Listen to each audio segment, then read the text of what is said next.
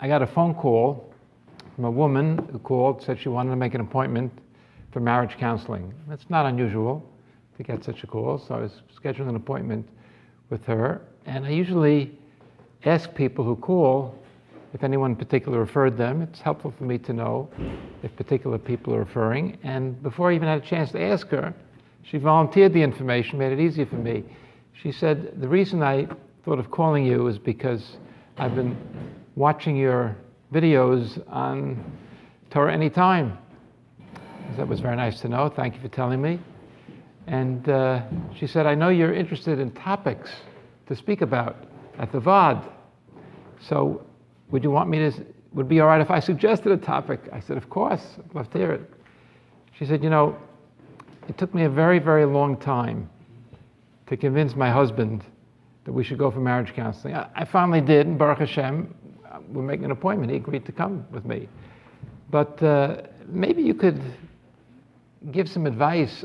What should somebody do if they feel they need marriage counseling, but the spouse doesn't want to come? What should they do? So I thought about it, and I said, that sounds like a good topic. Maybe we'll talk about that at a future Vaad. So that's our topic for tonight. What should someone do if the spouse doesn't want to come for marriage counseling, but you feel it's necessary? So before I answer that question, I want to be makdim a Gemara and a Avodah Zarah for two reasons. The first obvious reason is that I think it's nogeya to our subject.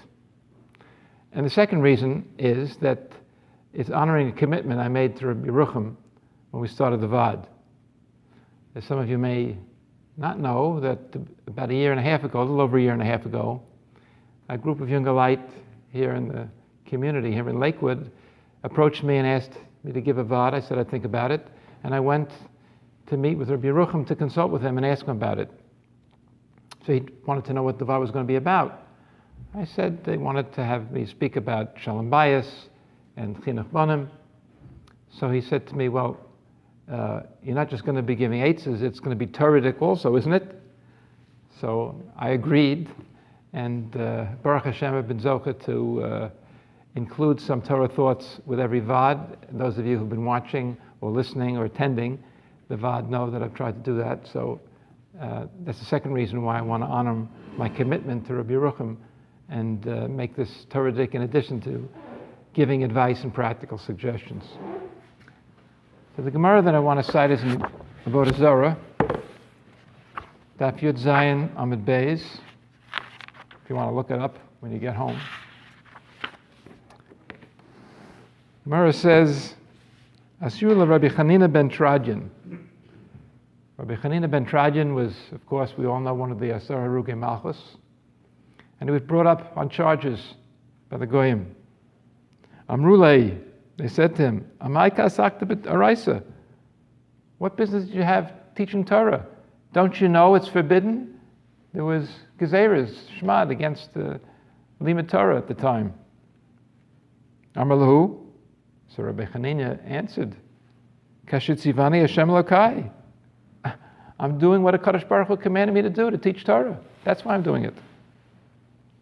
Miyad gazru alav l'sreifa. Immediately he was condemned to be burned alive.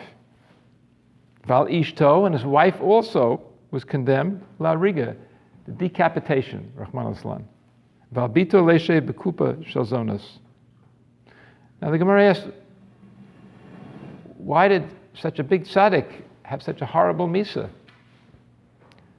The Gemara answers, Shahaya hoiga es Hashem b'yosi Yosef. He used to pronounce Hashem's name the way it's written. Now the Gemara says, well, it's an obvious Mishnah that someone who pronounces Hashem's name has no share in Olam Haba. What is Rabbi Chanina ben Trajan doing, pronouncing Hashem's name? You're not supposed to do that. It's obvious.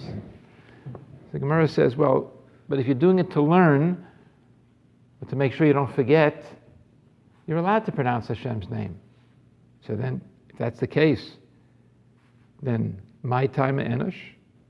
So the Gemara says, so if that's the case, so why was he punished if he was doing kahegim? So the Gemara answers, Mishum hoige es Hashem b'far hesya. It was okay for him to pronounce Hashem's name, to remember it, to learn it. But he shouldn't have done it before Hesya. Now Rashi says in the Gemara that, of course, the Kodesh Baruch Hu is medaktek im tzadikim kechut hasayra. It was a very, very minor transgression on Rabbi Chanina ben Dosa's part and Chanina ben Traj's part, but considering that he was in such a high madrega, that's why there was a gzera of misa against him.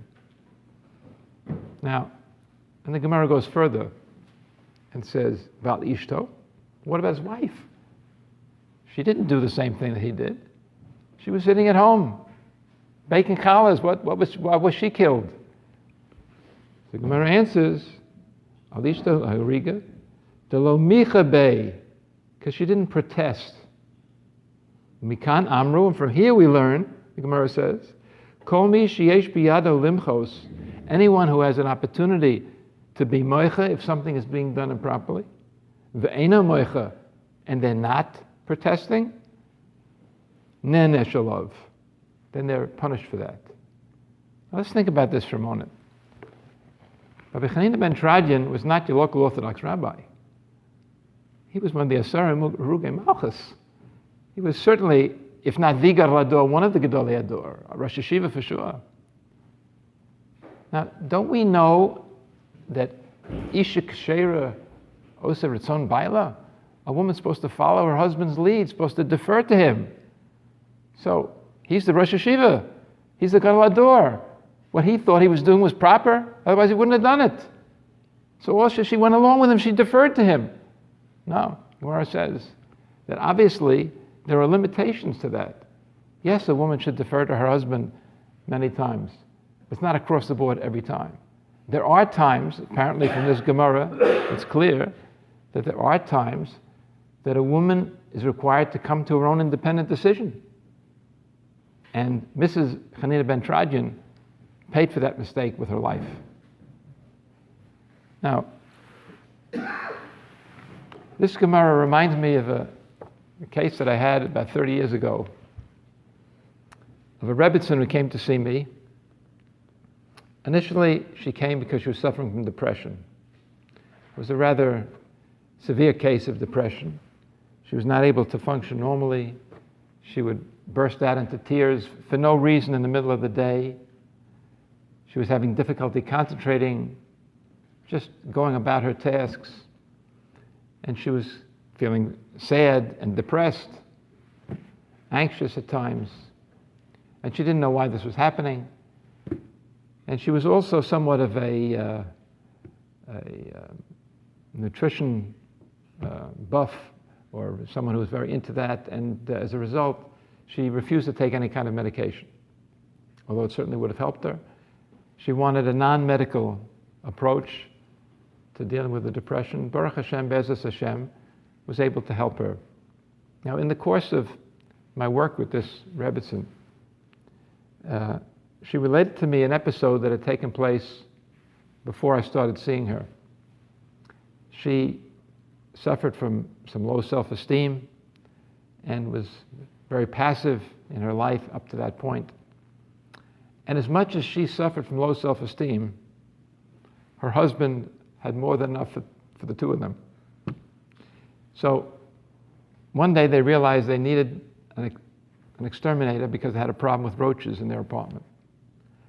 So her husband felt, I spent all that money for an exterminator to come. He'll buy the insecticide and do it himself, which he did.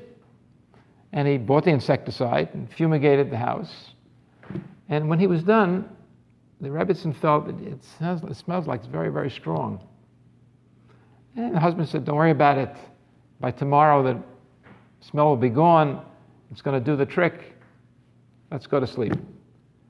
Well, something bothered her. It seemed like a very, very strong smell. It just seemed like it was very toxic. Well, she had enough good sense that night she slept next to a window that was open a little bit. It was during the winter, so it was very cold. But she opened the window a crack and slept there. And she took her infant baby that was still in the room. She had given birth just a few months before. And she took the baby in her bed, so the baby also slept next to the open window. And in the morning when she got up, She felt a little woozy, but she figured maybe she didn't have enough sleep that night. And she saw her baby did not look at all as if the baby was acting normally. And she was concerned. The baby didn't seem to be very listless and didn't seem to be reacting properly. So she went immediately to the pediatrician and had the baby examined. And she told the pediatrician what had happened.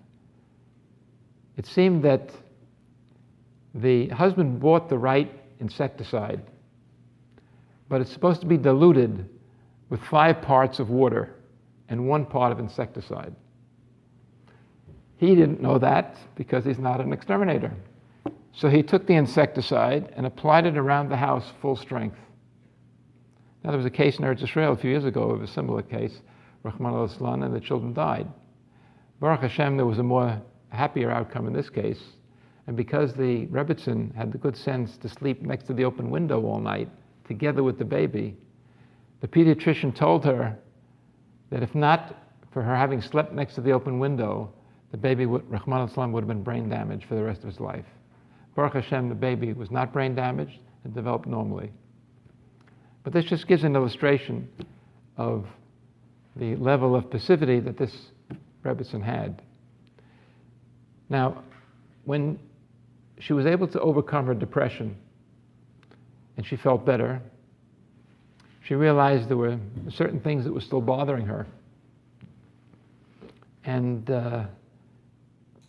it took a while until she was able to even identify for herself that while she felt a lot better and resolved many issues from her past, there was still a major source of stress in her life at the time, in her present, and that was in her marriage.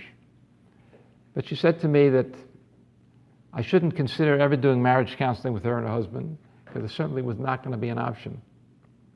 Because her husband even told her one day, even though she didn't bring it up, he said to her, by the way, if you ever think that I'm going to join you at Dr. Wikler's office, you can forget it. Because there's a building project across the street from his home where his office is located. And I made some inquiries. And I found out they're building a shul across the street from his house.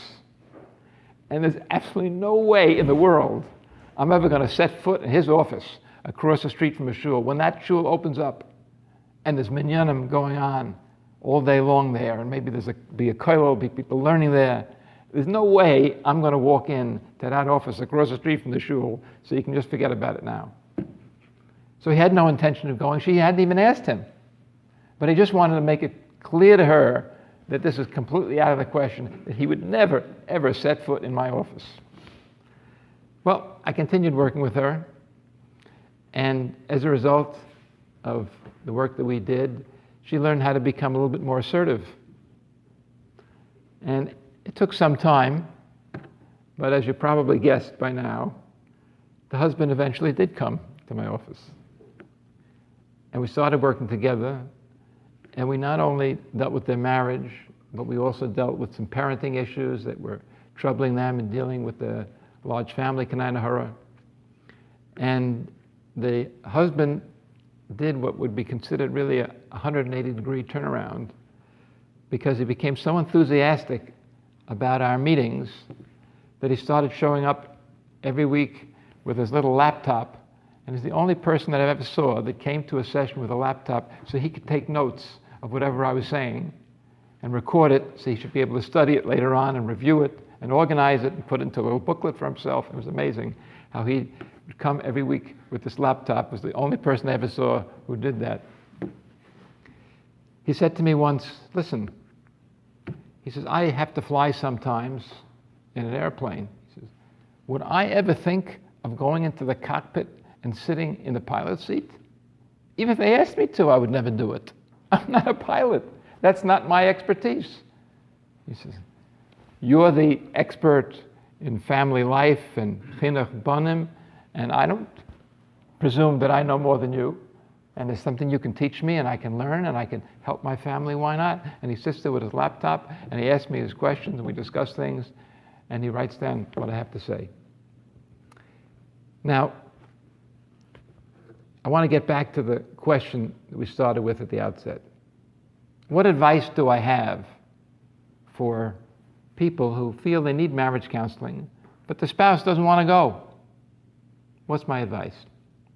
My advice very simply is, go yourself. Even if your spouse isn't going to go with you, meet with a marriage counselor or therapist on your own. Now, I know what you're thinking as you're sitting there in your car listening to this Vaad, or you're sitting at home watching the Vaad. I know what you're thinking. You're thinking, what's that going to help? My spouse says I'm the one who's the problem, but I know it's my spouse is the problem. How is it going to help if I go to see a therapist? I know I'm not perfect. I mean, I'm not 100%. No one is. And I acknowledge that I make mistakes and I do things that are wrong. And I'm willing to work on myself. But let's be realistic. Even if I improve all of my mistakes and I fix everything about myself, that's not going to change my spouse. I'm still going to have the same marriage problems. So I'm wasting my time and money and effort to go to see a therapist myself. It might satisfy my spouse. You go, you're the one who has the problem. Yeah, so I'll go. But it's not going to help my marriage. So what kind of advice is that I should go myself? Everyone knows it takes two to tango. It takes two to fix a marriage. So what's it going to accomplish if I go myself? So let me answer that question. The answer is, first of all, if you don't go and you stay home and you stick with the marriage problems, then you're empowering your spouse in an unhealthy way. You're letting your spouse control the agenda in a way that's very unhealthy. There's help available. You need it to improve your marriage. And because your spouse is unwilling to go, therefore you're being held back and you're not going. It's giving much too much power to your spouse, and it's not good for your relationship. Now, I'm not suggesting that any of you here tonight, here in Lakewood, have any marriage problems. And I'm not suggesting that anyone who's listening to this has marital problems. And you don't have to look over your shoulder, be afraid if someone notices you're watching this particular Vaad. I'm not suggesting that anyone who's watching or listening to this Vaad has marital problems. But it's very likely that you may know someone who does. And if you don't know someone now, someone may confide in you in the future. And some of the best advice you could give them might be just to watch this particular Vaad. Now, how does it help if someone goes to a marriage counselor and the spouse doesn't come with them? So what is accomplished? What's the sense in that? And there's three answers to that question. The first is, on a very practical level, the therapist may be able to give you aids, suggestions, based on what you're telling them as to how to bring your spouse in, which was one of the things that happened with the Rebbitzin. I never dreamed, when she first mentioned it, what her husband saying, there's no way he's going to walk into my door, but they put up that shul over 20 years ago, and he had no problem walking in even after the shul was running with all the minyanim and everything else going on. And he told me he wasn't embarrassed. If there's something he could learn, he's willing to learn it. It was amazing, amazing personality. So that's one answer, that you could get aids and advice from the therapist in your particular situation as to how to bring your spouse in. A second advantage, a second benefit that you can get is that you may be able to improve your own ability to deal with your spouse. Even if you're not coming for marriage counseling with your spouse, but you have to know how to deal with them. There are challenges that they present. You want to deal with it in the most effective way. And even if you can't get them to come in, at least you could learn how to deal with them. And finally, you could learn to deal with your own feelings about whatever it is that's going on at home, and learn to deal with those feelings in a constructive way that could eventually, as happened in the case of this particular Rebbitzin, end up coming together with her spouse, and they were able to do the work that they needed to do. So my advice to anyone who feels that they need marriage counseling and the spouse is not willing to come, that you need to consider going yourself, meeting yourself with a therapist who could advise you and guide you. And in this way, either your spouse may show up, which would be great, and even if your spouse never shows up, you could learn how to deal with them in a helpful way. And this would be an example of not deferring to your spouse, as we saw Mrs. Chanina Ben Trajan deferred to her husband, and it had very tragic results. And it's important for people to come to their own independent decisions about what's necessary in their lives and their family, and act accordingly. So I just want to announce that the next Vaad B'ezras Hashem will take place in 4 weeks, which will be April 23rd. It's after Pesach. So let me wish you all a kosher and freilich and Pesach, and hope to see you again in B'ezras Hashem at the next Vaad. April 23rd, here, yeah. April 23rd, right here, same place, same time, same location.